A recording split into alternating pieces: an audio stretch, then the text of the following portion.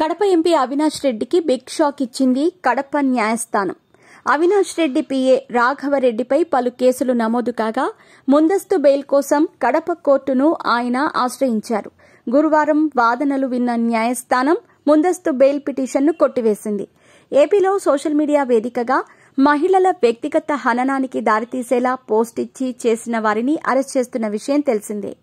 ఈ సందర్భంగా కడపకు చెందిన YSR Congress party social media కార్యకర్త వర్రా రవీందర్ రెడ్డిపై పలు కేసులు నమోదు చేసిన పోలీసులు ఇప్పటికే రవీంద్రారెడ్డిని రిమాండ్కి సైతం తరలించారు.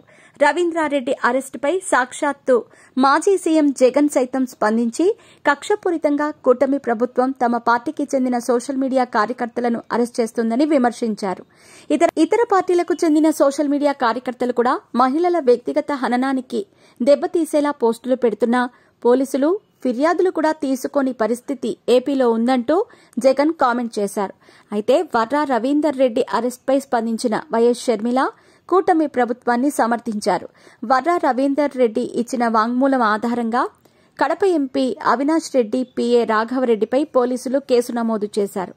వైఎస్ షర్మిల, సునీత, విజయమ్మలపై వర్రాతో అసభ్యకరమైన పోస్టులు పెట్టించారని రాఘవరెడ్డిపై ఆరోపణలున్నాయి.